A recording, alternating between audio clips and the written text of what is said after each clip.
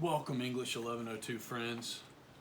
This is a video covering the John Updike story A&P, and I'm also going to talk a little bit about the concept of climax in terms of literature and storytelling because it's pretty connected and pretty relevant to this story. First of all, John Updike, he's a significant literary American writer.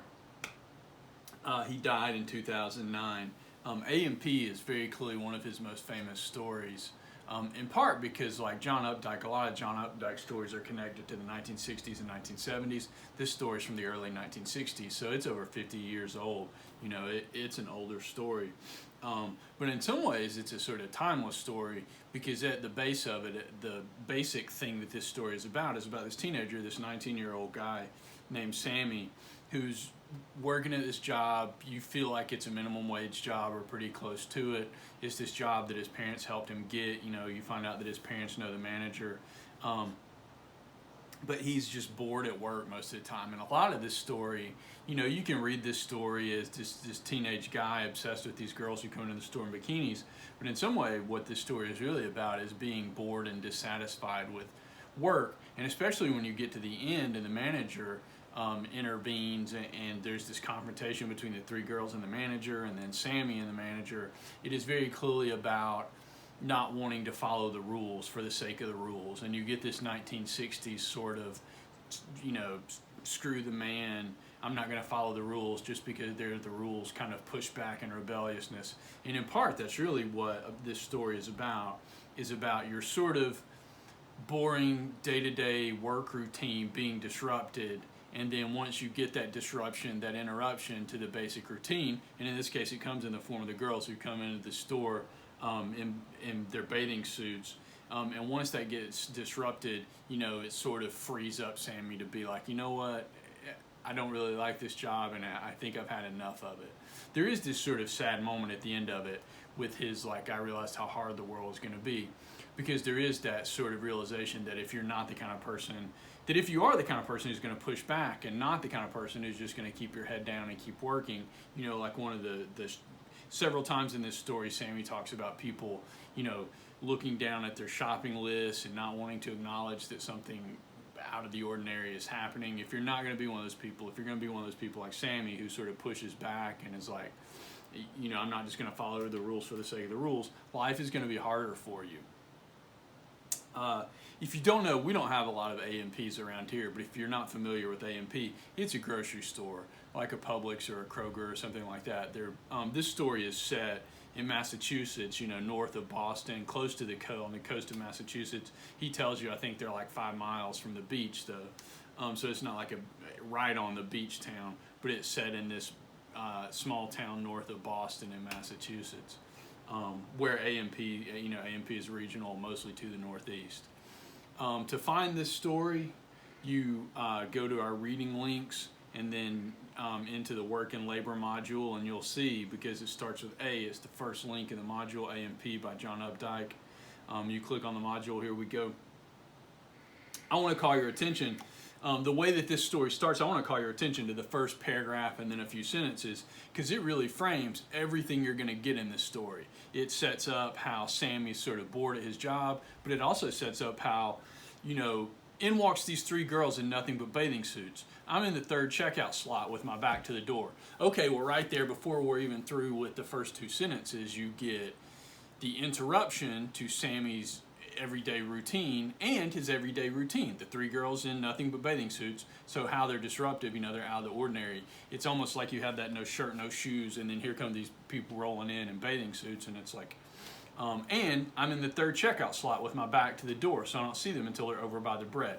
You get what interrupts his daily routine, and then you get his daily routine. The one that caught my eye first was the one in the plaid green two-piece. She was a chunky kid. I stood there with my hand on a box of Hi-Ho crackers trying to remember if I rang it up or not. Typical, sort of like if you're a cashier or a checkout clerk or something like that, every once in a while you might lose your train of thought and be like, did I already ring this up? Did I not? I ring it up again and the customer starts giving me hell. And this is where the work part of this story comes in very clearly, because one of the things that Sammy gets, one of the problems that Sammy deals with is dealing with customers. And if you've ever worked a customer service job, I've certainly worked more than one, one of the toughest parts of that is dealing with people who are unhappy with you, and that sort of customer is always right mentality, even when they're wrong.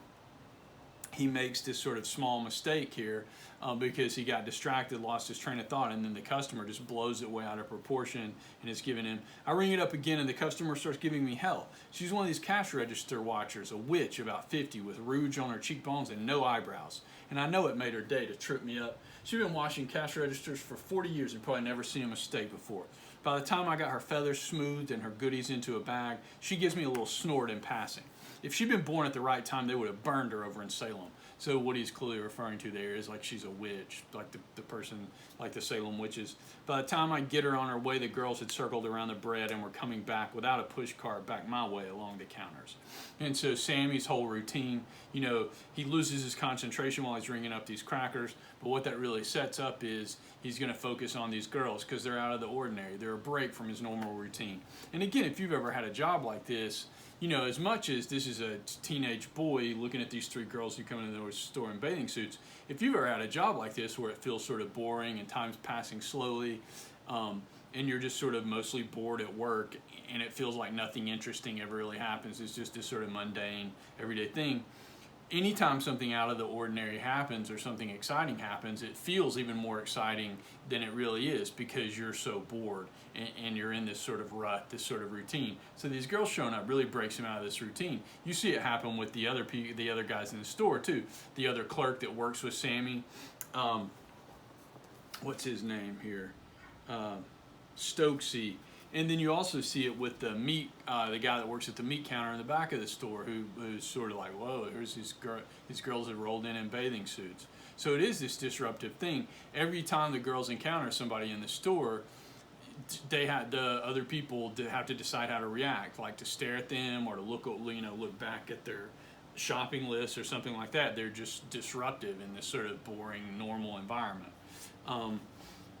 And Sammy spends most of the story. It's pretty easy to read this story. Is like the first 2/3 are what are the girls going to do? They're just sort of disrupting things in the store, and Sammy's just sort of watching them and reporting to you what they're doing. And then there's the last third where they show up. They end up in Sammy's checkout aisle, and then you get the confrontation with the manager, Lingle. So you get that last little third of the story where everything the pot sort of boils over.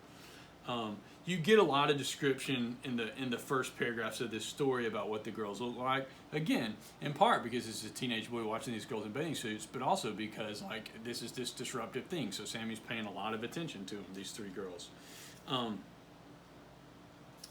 There's a paragraph. The next part I want to call your attention to is, she had on a kind of dirty pink bathing suit. They were off her shoulders.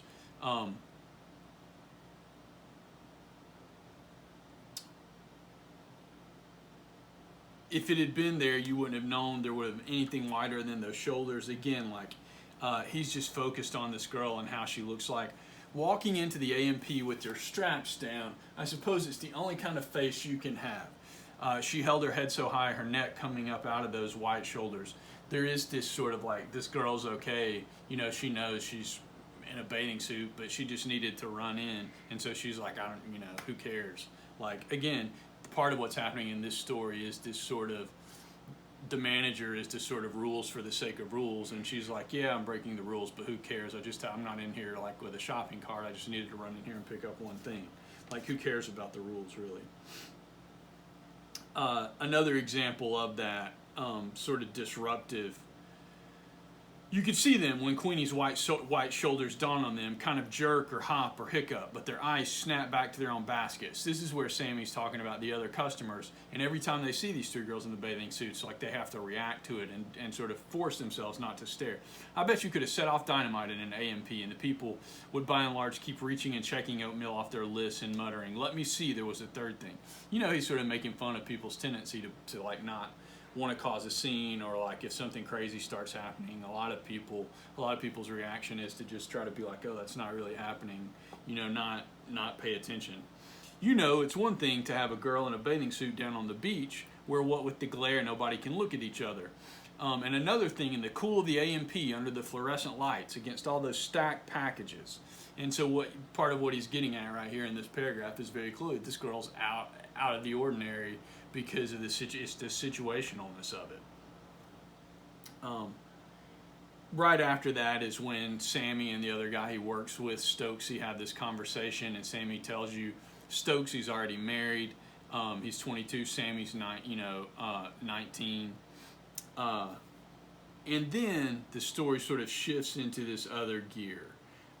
When you get this little break, now here comes the sad part of the story. At least my family says it's sad, but I don't think it's sad myself. You get this sentence, and it's really framing what's coming for the rest of the story, where Sammy's going to quit his job, in some ways over nothing, but in some ways over this sort of principle of the manager being rude to these girls. The store's pretty empty, it being Thursday afternoon, so there was nothing much to do except lean on the register and wait for the girls to show up again. Again, Sammy's working at this job, it's pretty boring, nothing interesting ever happens, so when these girls come in, it's one of the few interesting things. And it also, the store's pretty empty, contributes to the idea that the girls aren't really disrupting anything or causing a problem. It's not like there's a crowd of people in there who are getting upset about these 3 teenage girls in there in bathing suits. Like, it's not that big of a deal. It's not some busy time of the day. See if we can get down to the next paragraph. Then everybody's luck begins to run out. This is when the manager comes in and sees the girls in bathing suits. Sammy's in the middle of ringing them up. He's like, oh, they chose my register. He's having this interaction with them, so it's this sort of like crest of, this good interruption to the day gets even better for him because they come to his lane. Lingle comes in from haggling with a truck full of cabbages, and is about to scuttle into the door-marked manager, behind which he hides all day when the girls touch his eye. Lingle's pretty dreary, teaches Sunday school and the rest, but he doesn't miss that much. He comes over and says, girls, this isn't the beach. And again, Lingle, you have this sort of Sunday school, straight-laced manager person who comes over, and very clearly in this story represents the sort of rules and the standards of behavior and decency and everybody following the rules and being good kind of thing. Queenie blushes, though maybe it's just a brush of sunburn I was noticing. And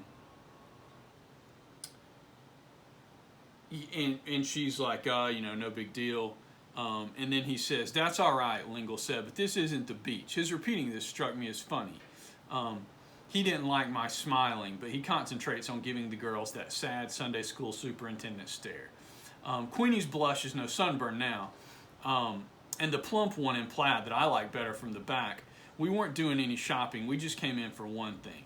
That makes no difference, Lingle tells her, and again, this is where this is about following the rules, comes in. Lingle tells her, and I could see from the way his eyes went that he hadn't noticed she was wearing a two-piece before. We want you decently dressed when you come in here. We are decent, Queenie says suddenly, her lower lip pushing, getting sore now. Girls, I don't want to argue with you. After this, come in here with your shoulders covered. It's our policy. He turns his back. That's policy for you. Policy is what the kingpins want. What the others want is juvenile delinquency. This sentence, and especially those couple of sentences right there, get at the core of what this story is about. Like, if you want to understand the sort of idea or theme of this story, that gets at it right there. There's two kinds of people in the world of this story. There's two kinds of people. There's the managers, what he calls the kingpins, who just want everybody to follow the rules, not cause any trouble, not cause any ruckus. Whether it's right or wrong, everybody just follow the rules and sort of be good and not cause any problems. And then the others, what the others want is juvenile delinquency. What the other people want, what the workers, the people who do the sort of boring everyday jobs like working in cash registers and stuff, they want, they're not worried about people following the rules. They're just trying to get through their shift. And any little bit of excitement or something like that, who cares? It's no big deal. These girls came in a bathing suit, sort of this, disruption or interruption to an otherwise boring day, and who cares? What did it hurt? No big deal. They came in to buy one little thing. All this while, the customers have been showing up with their carts, but sheep, seeing a scene, they had all bunched up on Stokesy. And then Lingle, the manager, says, Sammy, have you rung up their purchase? I thought and said no, but it wasn't about that. I was thinking. I go through the punches, 4.9 grocery total. It's more complicated than you think. And so the girl pays. Sammy gives them her change. The girls, and who blamed them, are in a hurry to get out. So I say I quit to Lingle, quick enough for them to hear, hoping they'll stop and watch me, their unsuspected hero. But they keep right on going into the electric eye. The door flies open and they flicker across the lot to their car, leaving me with Lingle and a kink in his eyebrow. And so right here, Sammy makes this decision where he sees the manager be rude to these girls. And, you know, it's no big, in some ways it's no big deal. Like, who cares if the manager was rude to these customers? But for him, it becomes this big deal. Because for him, he sides with the girls and is like, there was no reason for you to make a big deal of this. There was no reason for you to be rude. And Sammy straight up says, you didn't have to embarrass them. It was they who were embarrassing us. I started to say something that came out fiddle-dee-doo. It's a saying of my grandmother's, and I know she would have been pleased. I don't think you know what you're saying, Lingle said. I know you don't, I said, but I do. And you know, it's one of those moments where you're so angry or so frustrated or something like that that you can't really think of the right thing to say. But Sammy's made up his mind. He's going to quit. He's like, I don't want to work for somebody who's ugly to people, who's rude to people, just for the sake of the rules. I'll pull the bow at the back of my apron, start shrugging it off my shoulders. Lingle sighs and begins to look very patient and old and gray. He's been a friend of my parents for years. Sammy, you don't want to do this to your mom and dad, he tells me. It's true, I don't. But it seems to me once you begin a gesture, it's fatal not to go through with it. He takes off his apron, takes off his tie. And I can follow this up with a clean exit. There's no fumbling around getting your coat and galoshes. I just saunter into the electric eye. This is an important image in the story. I saunter into the electric eye in my white shirt that my mother ironed the night before. The door heaves itself open, and outside the sunshine is skating around on the asphalt. This is an important image in the story because he walks out and he was hoping the girls would notice him. He was hoping to have this big dramatic scene where he was like standing up for the little guy, standing up for the customers, you know, saying kind of screw the man, you can't tell me what to do, you can't be ugly and rude to people. He's going to have this big dramatic scene. And you know, we always have these moments where we're like, I'm going to have a big dramatic moment. But most of the time, nobody notices. The world's just going on around you. You know, in this case, the only eye that sees him taking this big stand and making this big scene is the sensor that opens the door for you when you go in and out of the store. Nobody else, nothing else notices except for that little sensor that opens the door for him so he can walk out. And then you get the last paragraph of the story. I look around for my girls, but they're gone, of course. There wasn't anybody but some young married screaming with their children about some candy they didn't get by the door of a powder blue Falcon station wagon. Looking back in the big windows, over the bags of peat moss and aluminum lawn furniture stacked on the pavement, I could see Lingle in my place in the slot, checking the sheep through. His face was a dark gray and his back stiff, as if he just had an injection of iron. And my stomach kind of fell as I felt how hard the world was going to be to me hereafter.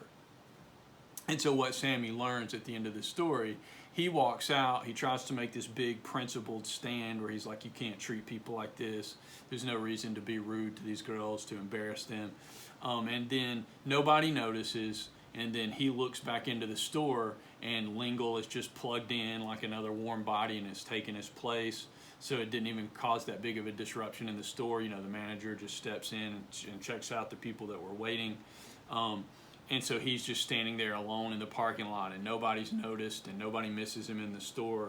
And my stomach kind of fell as I felt how hard the world was going to be to me hereafter. Again, you get that image, that idea that, like, if you're the kind of person like Sammy who pushes back and who raises their head up and fights back against, like, perceived injustices and stands on principle or something like that and cares about people, not just the rules or profit or something like that, life is going to be harder and more complicated for you.